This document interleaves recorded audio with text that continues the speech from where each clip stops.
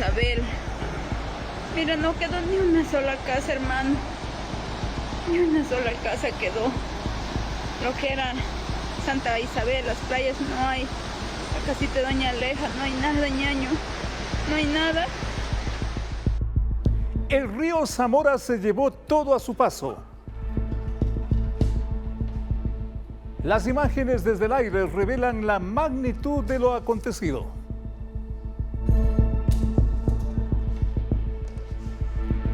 Todo es devastación y desconsuelo.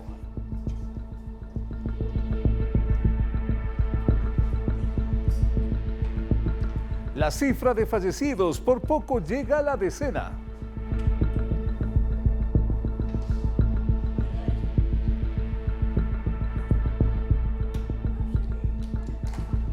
Y las labores de búsqueda de los extraviados continúan.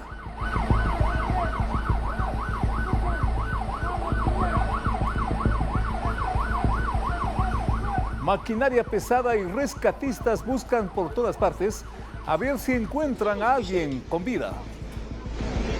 Oye, doña Rosa. Donde encuentran ropa o rastros de posibles víctimas, empiezan a escarbar. Sus familias ayudan y esperan encontrarlos con vida. Todo empezó la noche del viernes y la madrugada de este sábado. El río se desbordó en Zamora y se llevó casas, autos, vidas humanas. La Secretaría de Riesgo mantiene un puesto de mando unificado para coordinar las acciones inmediatas. El saldo de lo sucedido en el sur del país es trágico.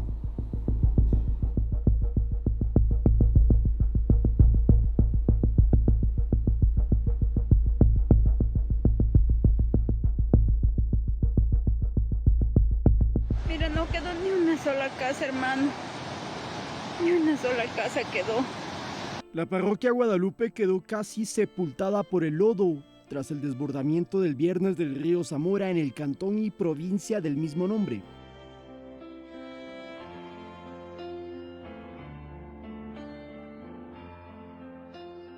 El aluvión se llevó todo a su paso.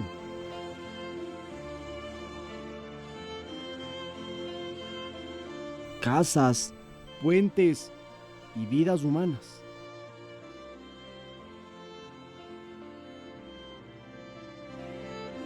Pero además, la gobernadora Ivonne Panchi y su equipo de trabajo estaban evaluando el impacto de la primera creciente cuando surgió un nuevo deslave. Por eso la funcionaria es una de las 10 personas desaparecidas a quienes se busca incesantemente.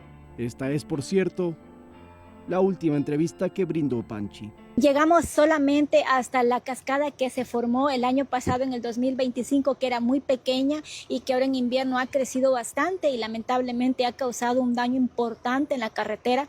Por ende, hasta ahí podrán pasar. Entonces, no se arriesguen. Sin embargo, el presidente Daniel Noboa confirmó que el responsable de comunicación y uno de los custodios de seguridad de la gobernadora fueron hallados sin signos vitales. Policías, militares, gobierno nacional y autoridades se desplegaron por la emergencia. Y en la mañana del domingo se creía que la gobernadora había aparecido, pero no era así. Pensábamos que había sido localizada, pero nos acabaron de confirmar que no. Así que también estamos pendientes de poder acompañar en las búsquedas. El deslave también provocó que ciertos sectores estuvieran incomunicados y sin luz, lo cual se resolvió durante el fin de semana. La vía Loja-Zamora ya está habilitada y se instalaron albergues para las familias damnificadas. Lautaro Andrade Castro, Noticias 7.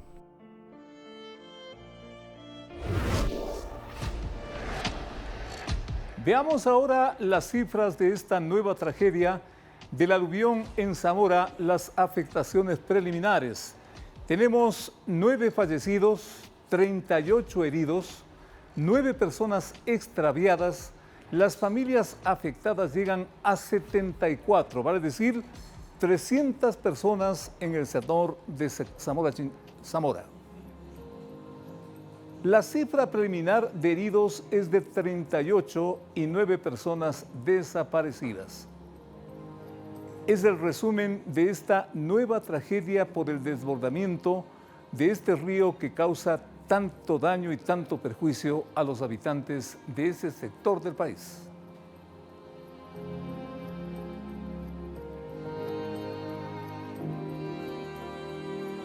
Las cifras continúan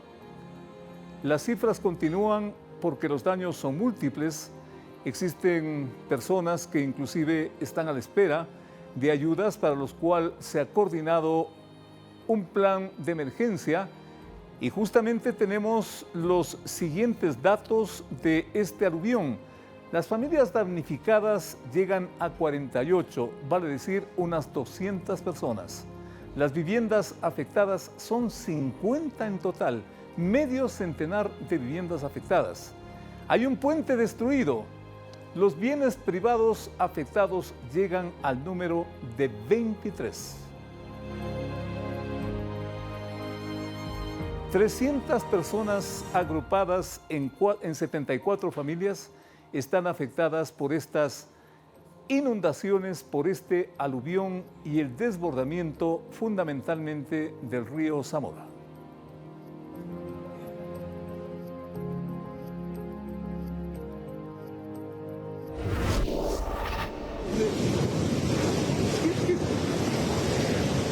Y la vía Loja-Zamora se encuentra totalmente habilitada.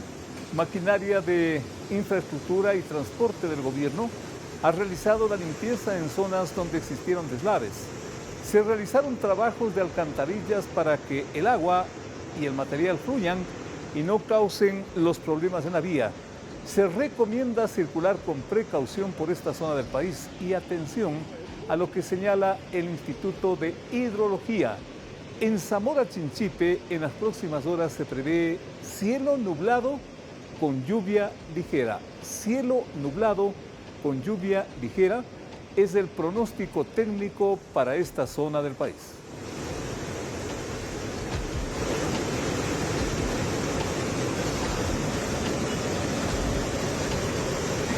¡Trae el chisme!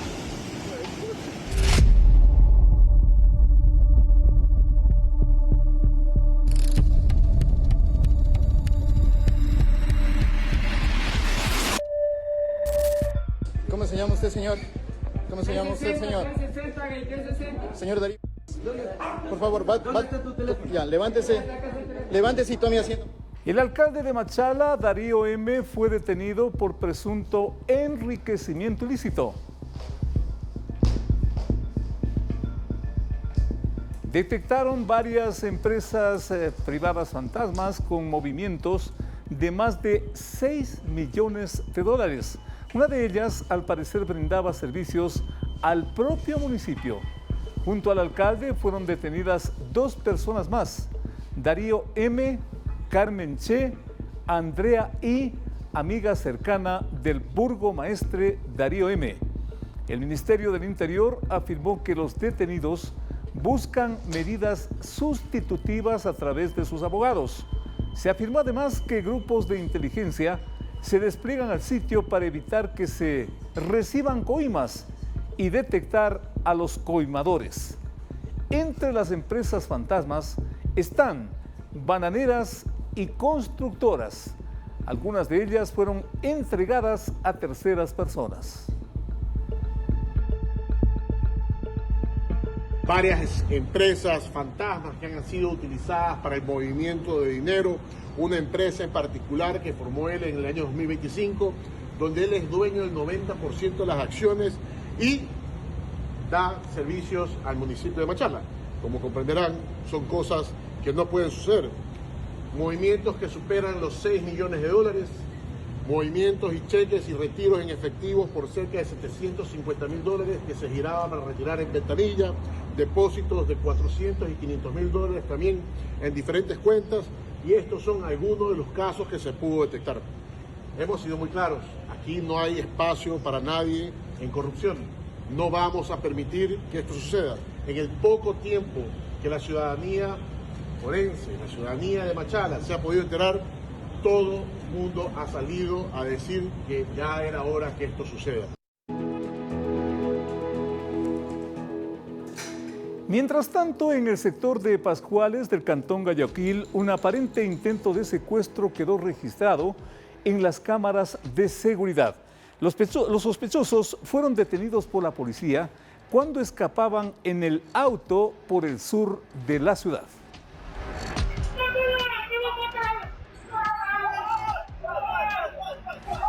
Transcurría la mañana, el reloj marcaba aproximadamente las 10:38. Un hombre que estaba en la vía pública es sorprendido por dos sujetos armados que aparentemente intentaron llevarlo en contra de su voluntad. La víctima forcejea a pesar que uno de los delincuentes empuñaba un arma de fuego. Logra zafarse y refugiarse en una tienda.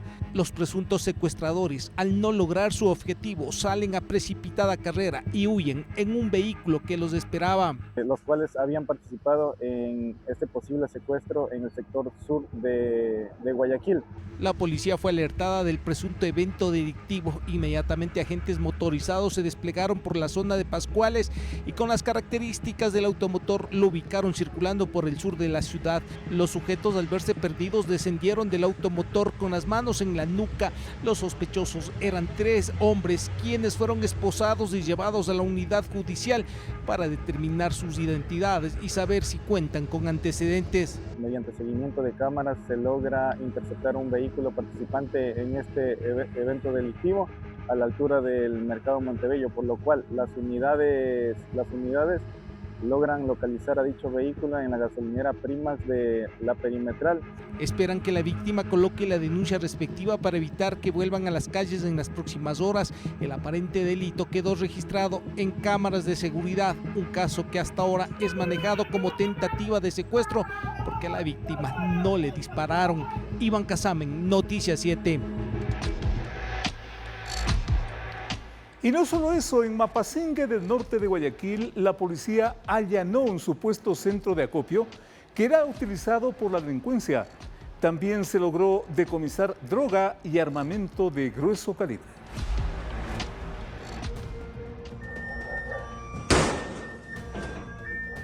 Información reservada permitió a los agentes de la Unidad de Lucha contra el Crimen Organizado ULCO llegar hasta el sector de Mapasingue e identificar un domicilio que aparentemente era utilizado como centro de acopio de sustancias sujetas a fiscalización. En el allanamiento encontraron 86 paquetes forrados con cinta de embalaje que a la prueba de campo 40 dieron positivo para cocaína y 45 para marihuana. Debemos comprender que estamos en este momento en estado de excepción y esto nos garantiza que podamos ingresar a estos domicilios. Pero no era todo lo que tenían en la casa. En el interior encontraron 3 fusiles con sus respectivos cargadores y munición, además de una pistola. El sujeto que custodiaba la droga y el armamento de alto poder fue detenido y cuenta con antecedentes. El ciudadano de nombre es Diego Armando C., que es ecuatoriano de 35 años, que se lo ha podido calificar con un perfil de reincidente de alta peligrosidad por los antecedentes que tiene. La logística decomisada, así como la droga, pertenecería a un grupo delictivo organizado. Este importante golpe afecta de manera considerable a la economía criminal de un GDO que financia sus actividades a través del microtráfico de drogas y tráfico internacional, es decir, abastecen a mercados extranjeros. La GDO en la cual nosotros hemos podido golpear en este instante en su economía criminal, en su estructura, debilitándolos en armamento, serían los choneros. Operaciones enmarcadas en la estrategia 3D que permiten proteger la vida, la libertad y la seguridad ciudadana. Iván Casamen, Noticias 7. Personal del ejército desarticuló un campamento de la minería ilegal en la provincia de Sucumbíos. Hay 5 detenidos y la sospecha de que se trata de parte de una estructura dedicada a la extracción clandestina de metales de valor. La orden es clara: maquinaria localizada debe ser inutilizada para evitar que vuelva a ser empleada en actividades de minería ilegal. En el marco de las operaciones militares de reconocimiento ofensivo, las tropas llegaron hasta el sector San Antonio, provincia de Sucumbíos, con el fin de neutralizar la extracción clandestina de minerales, debilitando de manera significativa la capacidad operativa de las organizaciones dedicadas a esta actividad. Durante el reconocimiento del área, los militares ubicaron un campamento clandestino donde encontraron maquinaria, equipos e implementos empleados en la actividad ilícita. Esto con el objetivo de fortalecer el control territorial en la frontera norte. 2 retroexcavadoras, una clasificadora tipo Z, 6 motores de succión, 2.000 metros de manguera de 5 pulgadas, 10 acoples para manguera, un campamento de minería ilegal.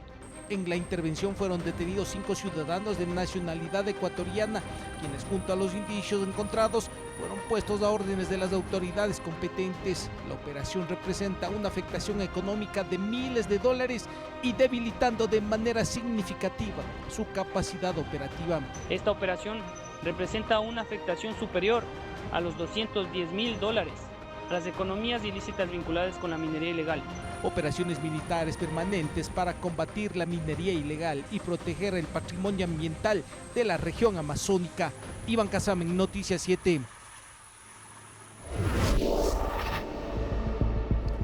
El desbordamiento del río Zamora no tuvo contemplaciones, arrasó prácticamente con todo lo que se le cruzó a su paso. Y ahí tenemos los vehículos, imágenes reveladoras. En un momento, con ustedes.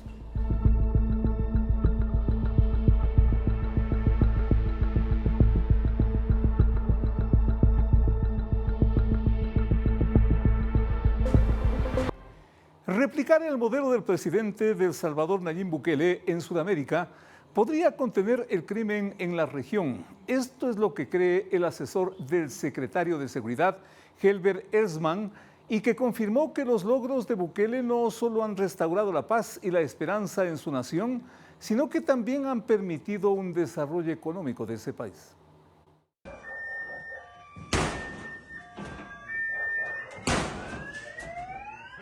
Que la alta criminalidad registrada en Ecuador y en otros países de Sudamérica puede ser contenida, asegura Herbert Esmahan, asesor en seguridad de El Salvador, en una entrevista en el espacio Noticias 7 matinal. El también analista político independiente dijo que su visita al país trae un mensaje positivo. Que no importa qué tan mal se encuentre la situación, siempre se puede restaurar la ley y el orden. El Salvador en Centroamérica ha sido un gran ejemplo de esto. El presidente Nayib Bukele logró reducir la tasa de homicidios de 106 por cada 100.000 habitantes a tan solo 1.2 y continúa en descenso. En referencia al caso ecuatoriano, cree que las autoridades nacionales han tomado las decisiones correctas para combatir el crimen. El presidente Noboa está haciendo un muy buen trabajo, pero es importante que exista la unidad social necesaria para apoyar estas iniciativas. Pero, ¿qué estrategias del modelo Bukele se pueden aterrizar en suelo ecuatoriano? Por ejemplo, recientemente se hizo una reforma constitucional para evitar la cadena perpetua, o sea, la vida en prisión. Y esto solamente aplica para homicidas, terroristas y violadores. Agrega que las reformas y depuraciones al sistema judicial es otro mecanismo. Se hizo una reforma en la cual los jueces que ya tenían más de 30 años en el cargo o más de 60 años de edad debían retirarse. Esto depuró aproximadamente un 30% del sistema judicial y permitió que entraran nuevos jueces sin vínculos políticos, sin vínculos a estructuras criminales. Finalmente, destaca el Centro del Confinamiento del Terrorismo que ha inspirado la construcción de megacárceles de máxima seguridad no solo en el Ecuador. Por ejemplo, Costa Rica está también construyendo un sistema penitenciario similar. Está ocurriendo aquí en el Ecuador. Abelardo de la Espriella en Colombia ha prometido que va a construir 7 prisiones inspiradas directamente en el Secot. El mes pasado, precisamente, el ministro del Interior, John Reinberg, confirmó que la nueva infraestructura penitenciaria se empezará a construir este año y tendrá una capacidad para 15.000 reclusos bajo la modalidad de máxima seguridad que se aplica en la cárcel del Encuentro. Anaís Estrada, Noticias 7. La policía antisecuestros liberó a un abogado plagiado por varias horas en el centro de la capital. Como rescate, los delincuentes habrían exigido el pago de una supuesta deuda pendiente. Veamos.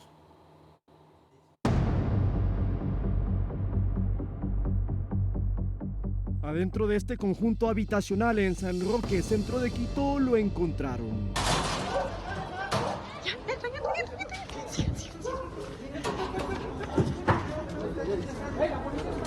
Era un joven que fue rescatado por la policía tras estar secuestrado durante algunas horas del sábado y golpeado. La unidad antisecuestro y extorsión y el grupo de operaciones especiales le da lo más preciado después de su vida, su libertad. La víctima es un abogado de 28 años de edad, mismo que había sido privado de libertad debido a un patrocinio de defensa personal que habría sido el motivo por el cual las personas que ejecutaron el secuestro exigían la devolución de un valor económico. Este valor económico era de $7,000. 2 mujeres, una de 40 y otra de 16 años, fueron detenidas por estar en el lugar. En ese sitio también se hallaron elementos que estarían relacionados con el delito. Como terminales móviles, el vehículo en donde se realizó y se perpetró el secuestro, un arma blanca, un objeto contundente que es un bat de béisbol y la cinta transparente que fue utilizada como un objeto constrictor. La policía descartó que los responsables sean de un GDO dedicado al secuestro de ciudadanos. El motivo sería la devolución presuntamente de un valor. Sí, este abogado tiene que, o en este caso, este abogado sufrió lesiones con un justificativo no legal y eso es un delito de secuestro extorsivo. Todavía se está tras la búsqueda del resto de implicados, quienes secuestraron al joven amenazándolo con armas blancas. Fueron horas muy estresantes para mí, también para mi familia. Tuve miedo mucho tiempo, pero dando gracias a la UNASA, Unidad Técnica Especializada en Secuestros, pude regresar con mi familia sano y salvo. Lautaro Andrade Castro, Noticias 7. ¡Que viva la policía! Y no solo allí, en la provincia del Guayas, la policía liberó a una víctima de secuestro extorsivo. Es otro logro de la estrategia llamada 3D y que también dejó 2 detenidos. ¡Alto, Policía Nacional! Pedro.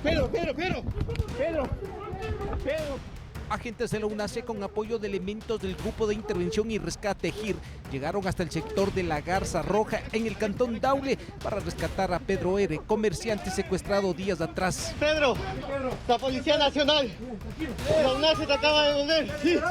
Lo más lindo fue la vida, tu libertad, Pedro. Sí. Pedro. Los uniformados fueron recibidos con disparos, pero la rápida intervención permitió neutralizar la amenaza y liberar al comerciante, quien estaba en una casa de caña en una zona rural, amarrado y vendado. La UNACE la devuelve la libertad conjuntamente con el GIR, sí. Estos secuestradores de estos delincuentes estaban pidiendo $300,000 por su rescate. El comerciante de 35 años de edad fue secuestrado días atrás en el sector El Mate, Cantón Santa Lucía, y llevado con rumbo desconocido hasta un inmueble donde le tenían en cautiverio. Agáchese. La familia confió en la policía y horas atrás fue liberado en buen estado de salud y volvió con los suyos.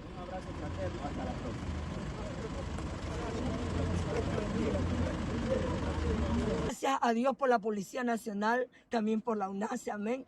También por ustedes que se han esforzado por hacer posible que mi hijo esté aquí. Las instalaciones del cuartel Modelo fueron el escenario donde Pedro volvió a unirse con sus padres. Por 3 largos días estuvo en cautiverio. Mientras más pasaban las horas, la esperanza de volver a casa se iba derrumbando. Gracias a todos ustedes y que esto siga así. Esto siga así. El operativo dejó 2 detenidos, uno de ellos con varios antecedentes penales. La policía sigue con la línea investigativa para determinar la organización criminal que estuvo tras este secuestro, que tuvo un final feliz. Que tenemos que identificar plenamente de qué GDO pertenecerían estos secuestradores, a dónde llegaría esta economía criminal. Entre los indicios levantados, un arma de fuego, 13 cartuchos, celulares utilizados para enviar mensajes extorsivos, así como videos y un vehículo retenido. Iván Casamen, Noticias 7. Como que la delincuencia no se da abasto y consecuentemente es una secuencia de secuestros y consecuentes también liberaciones. ¿Hay algo que está cruzando todo esto? ¿Es una sola banda? ¿Son varios delincuentes? Es la pregunta con que estamos saludando a Iván. Iván, buenas noches. Tal vez hay alguna precisión si se trata de un grupo en especial, son varios grupos. Todo esto llama la atención. Iván, por favor. Hola, ¿qué tal, Félix? Amigos tenientes, buenas noches. No podríamos hablar solo de un grupo delictivo organizado. Son varios de estas organizaciones que son catalogadas como terroristas, que están dedicadas a este delito porque es una forma de financiar sus actividades criminales. Son secuestros extorsivos, vacunas, y que en muchas ocasiones terminan las víctimas cediendo y entregando estas fuertes sumas de dinero, a pesar que la UNACE, la Unidad Antisecuestro de la policía, es una de las unidades élites con el 99.99% de efectividad y ha logrado rescatar a las víctimas. En las últimas horas podemos decir que se logró liberar a una persona en el sector de San Roque, centro de Quito, que querían que le devuelvan $7,000 por sus servicios que prestó como abogado, y el otro caso que se registró en la ciudad de Guayaquil, donde pedían $300,000, una cantidad exuberante, $300,000, y es por eso que la policía dice que continúan con las investigaciones para determinar a qué grupo delictivo estaban integrados estos sujetos, porque hay 2 personas detenidas. ¿A qué grupo delictivo responden? ¿A qué intereses?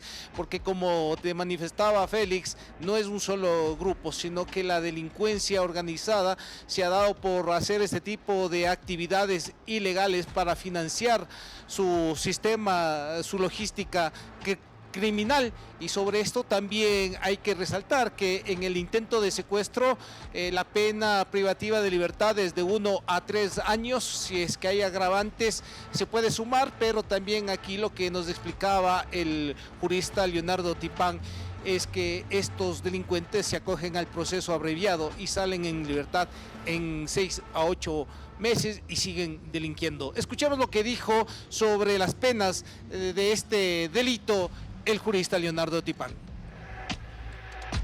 El secuestro es extorsivo, en el cual a la víctima le solicita relativamente una cantidad de dinero, el chantaje, la fuerza, la manera como buscar sacar provecho del secuestro, privándole de libertad, amenazando, solicitando a los familiares dinero a cambio de su libertad.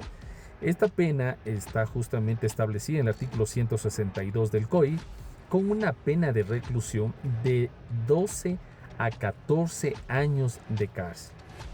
Además, si es que existe inclusive los agravantes, la forma, cómo le amenazó, cómo le secuestró, cómo lo extorsionaron, todo este tipo también de formas tiene agravantes, es decir, por lo menos sería 1 año y medio o 3 años, dependiendo la manera como secuestra a la víctima, arma el secuestro.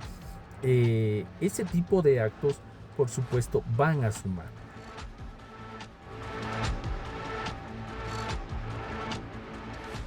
De acuerdo al jurista, también su punto de vista es importante señalar que pide que la justicia en este tipo de actos no puedan acogerse los responsables al proceso abreviado. Como les indicábamos, el intento de secuestro va de 1 a 3 años, pero en este proceso abreviado pueden salir en pocos meses ya en libertad, reparación a la víctima, y siguen delinquiendo porque se hace un circuito, es decir, prácticamente se convierte en el modus operandi de estas personas. Pero también hay que resaltar que si es que el secuestro termina con la muerte de la víctima, la pena va de 23 a 26 años, y aquí sí no hay el tema del proceso abreviado. Los responsables tienen que cumplir con la sentencia que emita el juez competente, el juez responsable. Entonces, lo que les podemos dar a conocer, amigos televidentes, es que ahora la delincuencia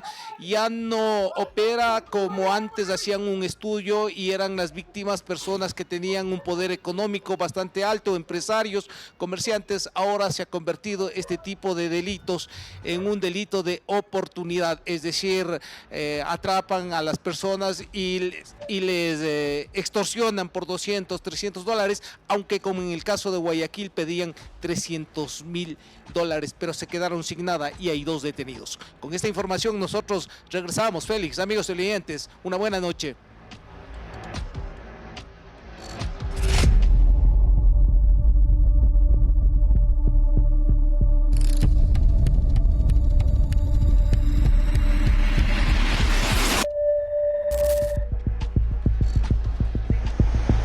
Santa Isabel.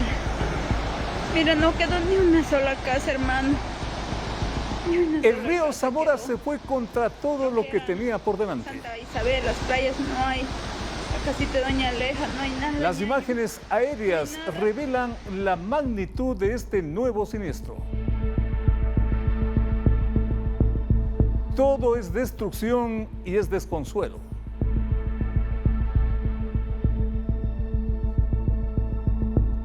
Y las cifras también alarman. Los fallecidos podrían llegar a una decena.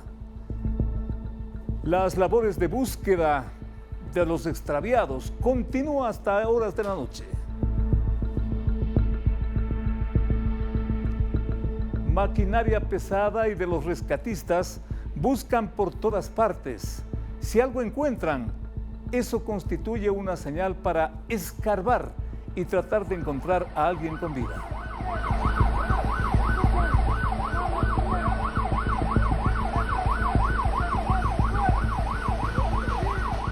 Lo total es que se desbordó el río Zamora y estamos haciendo también un seguimiento en la parte exterior. Edison, buenas noches. Seguramente tú has logrado recoger más datos a esta hora, porque esto es cuestión también de contra el tiempo. ¿Y qué le podemos informar al público? Edison, buenas noches.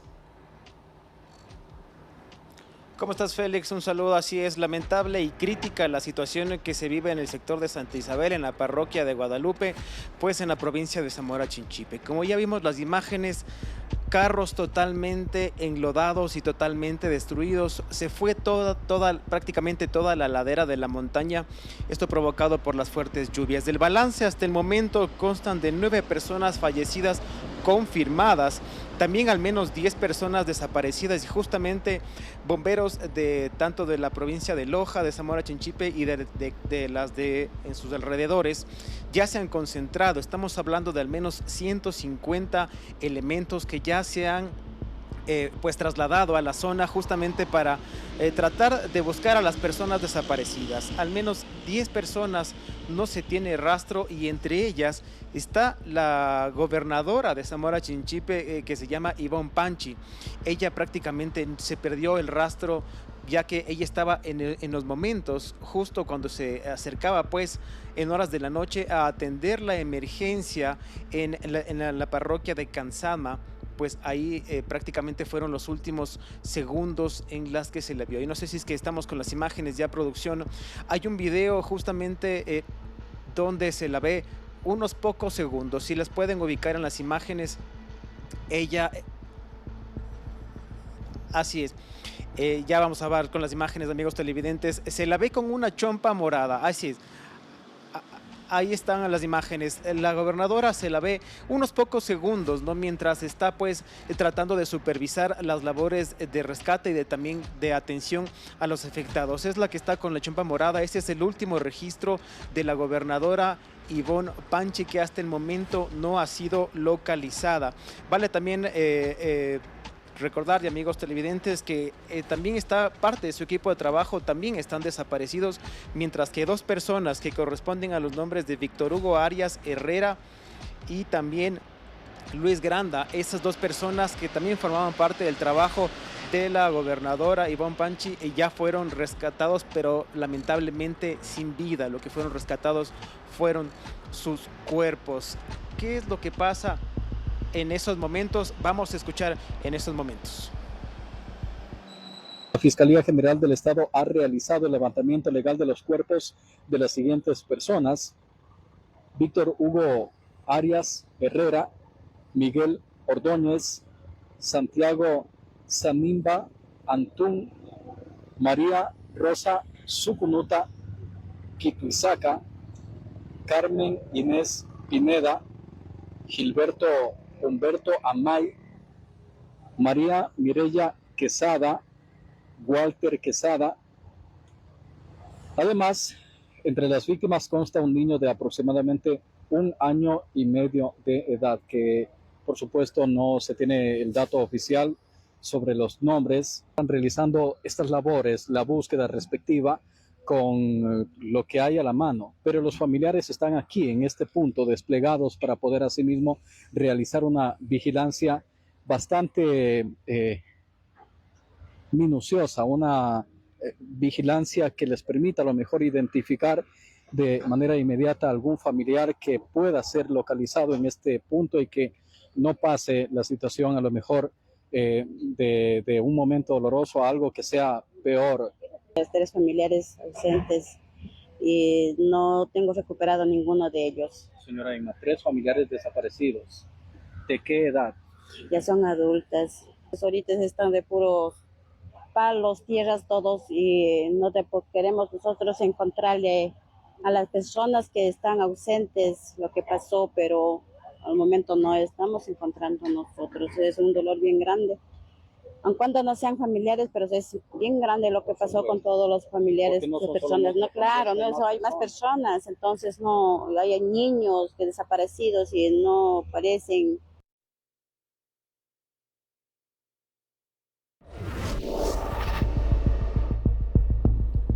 La naturaleza vuelve a poner a prueba la reacción también del país y ubicamos con este mapa exactamente el sitio de la tragedia Loja Zamora.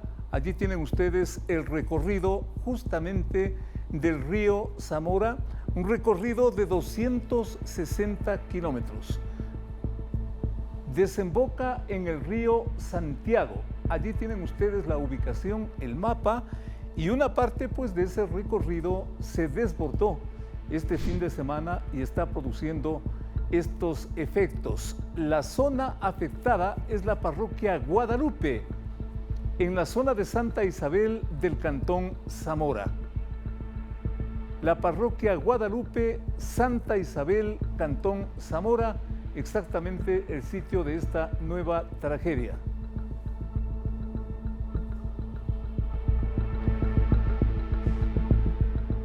Perfectamente ubicada está la localización de este nuevo siniestro que está preocupando, afectando al país. Y tenemos noticias importantes. Conocemos que en las últimas horas se han hecho rescates importantes, inclusive el cuerpo de una mujer. Y queremos, Edison, saber si es que tú tienes más precisiones sobre este descubrimiento de los rescatistas, este hallazgo en busca de encontrar a personas con vidas. ¿Qué se sabe del cuerpo de esta mujer, de esta persona? Por favor, adelante. Sí, Félix, a eso de las 6:30 de la tarde, varios medios locales de la provincia de Zamora Chinchipe reportan que los miembros de rescate habrían hallado, eso sí queremos recalcar, es una posibilidad, todavía no ha sido confirmado por las autoridades, habrían hallado el cuerpo de una mujer a 50 kilómetros de la zona de la tragedia, en el sector de Canzama. De momento todavía no se ha identificado si es que este cuerpo correspondería a la gobernadora de Zamora Chinchipe, Ivonne Panchi. Esto tomará pues algunas horas y algunos días de ser el caso para la identificación. No podemos confirmar, y esto sí queremos dejar bien en claro, amigos televidentes, que es una información extraoficial que la hemos obtenido de medios locales.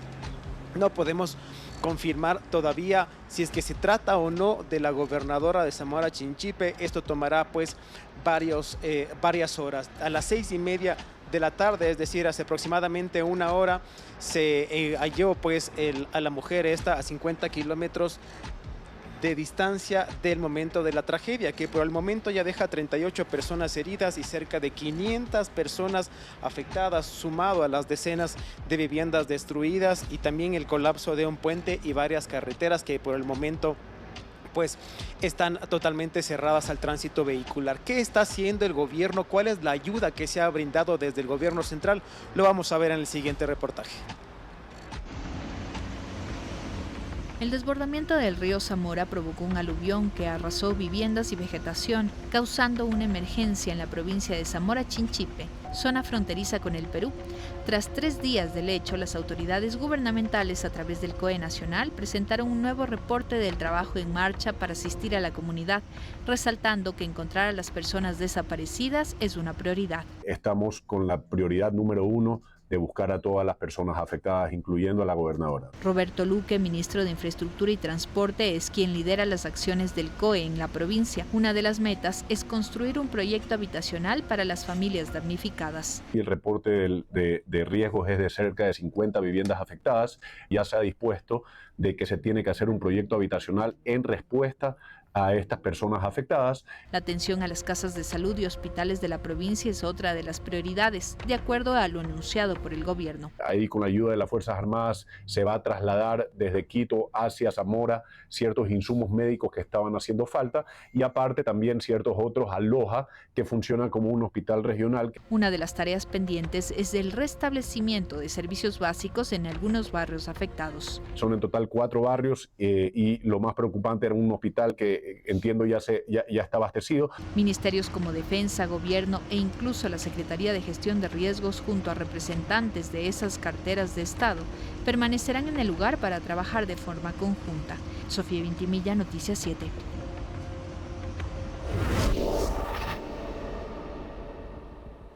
Un delincuente fue abatido y su cómplice detenido tras intentar asaltar un bus urbano en el sector de las calles 27 y Capitán Nájera en el norte de Guayaquil. Según fuentes policiales, los sujetos tienen varios antecedentes penales y abordaron un bus de la línea 98, portando armas de fuego con la intención de robar a los pasajeros que iban en ese transporte. La intervención de los agentes de la policía, alertados por testigos, permitió neutralizar a uno de los atacantes e inmovilizar al segundo, quien resultó herido y fue llevado a un centro médico antes de ser puesto bajo custodia.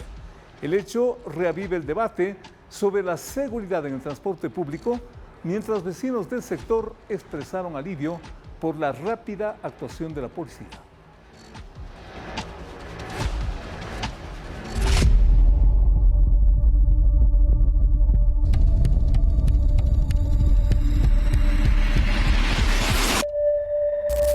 Allegedly hidden behind the doors of this simple opening. Una macabra escena de negligencia y abuso infantil ha consternado a las autoridades locales tras el rescate de 16 menores de edad que vivían en condiciones infrahumanas dentro de una vivienda en ruinas. El horror salió a la luz cuando la policía irrumpió en la propiedad y descubrió que los 16 niños, cuyas edades oscilan entre los 18 meses y 18 años, se encontraban confinados en una diminuta habitación de apenas 13 metros cuadrados. El reducido espacio estaba rodeado de desechos humanos y presentaba condiciones sanitarias deplorables. El estado de salud de las víctimas era crítico tras el hallazgo. 7 de los niños tuvieron que ser hospitalizados de urgencia y 2 de ellos fueron trasladados en helicóptero por la extrema gravedad de su situación física y de desnutrición. Ante la magnitud de los abusos, las autoridades procedieron a arrestar al padre y la madre, así como a los abuelos materno y paterno. Los menores han sido puestos bajo la protección inmediata de los servicios de bienestar infantil, mientras el caso avanza ante la justicia.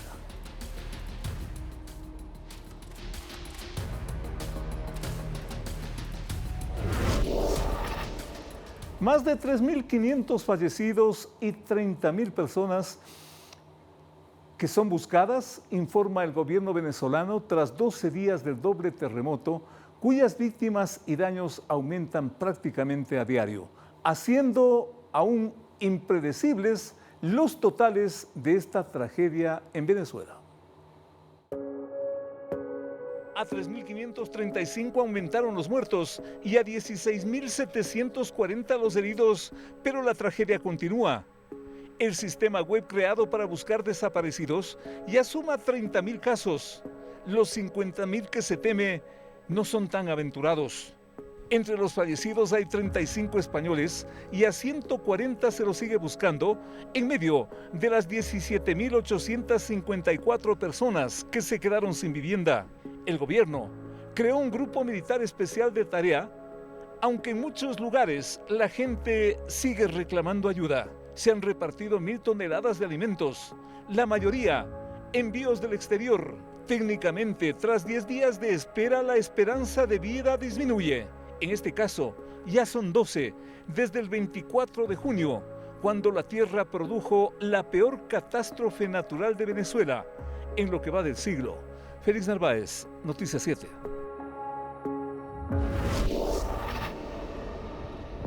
Dos muertos y 4 heridos produjo la explosión de un carro que transportaba nitrato de amonio químico utilizado como fertilizante. El transporte chocó con otro en una de las carreteras nacionales de la provincia china de Mongolia Interior, degenerando en una violenta explosión que dañó parte de la vía y los vidrios de varios vehículos en tránsito. 2 personas fallecieron y 4 fueron heridas y llevadas a centros cercanos de salud. La detonación que se investiga fue acompañada por enormes llamaradas y columnas de humo, todo lo cual fue visto por varios kilómetros a la redonda.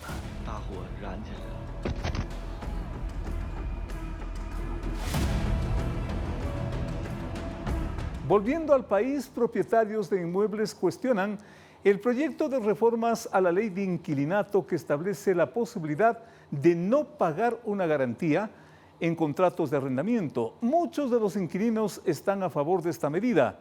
La Comisión Legislativa de Justicia tramita el polémico proyecto. Nuevas reglas para contratos de arrendamiento se discuten en la Comisión de Justicia de la Asamblea Nacional. Entre los cambios más llamativos estarían que el pago de una garantía no sería ya una obligación. Se han ido sin pagar, nos han dejado todo destrozado, lleno de huecos. Porque esa garantía no es pago, sino para el momento que el usuario se va de esa vivienda para ver cómo está. Si es que la vivienda la recibieron, cómo está, se le devuelve ese dinero.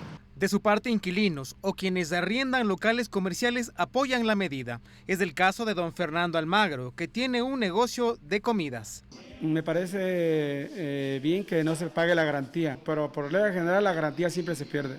En la actual ley de inquilinato no existe un artículo que hable de la obligación de un pago de una garantía. Sin embargo, ya es una práctica común que muchas veces está estipulada en contratos civiles que son notariados. La palabra dice garantía, es decir, si hay una condición en la cual el bien sufra un daño, hay un dinero que respalda ese daño. No se puede quitar la obligatoriedad de la garantía, porque eso significaría vulnerar su derecho a la propiedad privada y a que pueda preservar la misma. Parte de las reformas estipulan que en el caso de que el propietario no devuelva la garantía en 30 días, una vez desocupado el inmueble, el arrendatario podrá demandarlo ante un juzgado civil. Además de que si existen daños o no se han realizado los arreglos correspondientes, el inquilino podrá ser denunciado penalmente por el presunto delito de daño a bien ajeno. ¿Qué es lo que nos dice esto? Que la persona que destruye un bien ajeno, dependiendo de la gravedad, puede tener una sanción privativa de libertad de 2 meses hasta 7 años. Y va incrementándose según los agravantes del caso.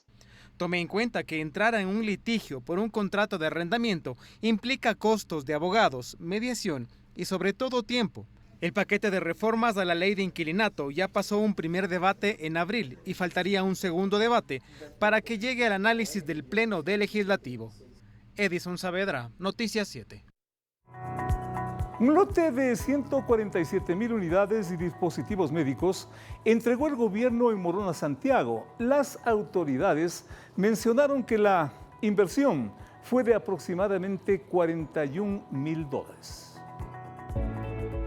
Al menos 193.000 habitantes de la provincia de Morona, Santiago, se beneficiarán de la entrega de 147.785 unidades de medicinas y dispositivos médicos. La distribución, de acuerdo a información oficial, será a través de las unidades de salud urbanas y rurales. Al llegar las cajas de cargamento, personal autorizado de inmediato comenzó a bajarlas, para así transportar con prontitud hacia sus destinos finales. La inversión fue de cerca de $41.600. Entre los medicamentos encargados constan antiinflamatorios, ácido fólico, paracetamol, calcio y fármacos para la atención de pacientes con enfermedades crónicas. Así, el lote incluye dispositivos e insumos médicos como compresas quirúrgicas, guantes y otros materiales para las actividades de asistencia. Representantes de la comunidad agradecieron la atención a la salud de sus parroquias. Muchísimas gracias al señor ministro, al señor presidente, se lo agradece por las medicinas enviadas aquí al Centro de Salud de Luxemburgo, Macas Morona, Santiago. El compromiso de las autoridades gubernamentales es fortalecer el abastecimiento continuo de medicinas y con ello permitir la atención integral, oportuna y de calidad. Sofía Vintimilla, Noticias 7. Hay más información, pero hacemos un pequeño corte para luego volver con más.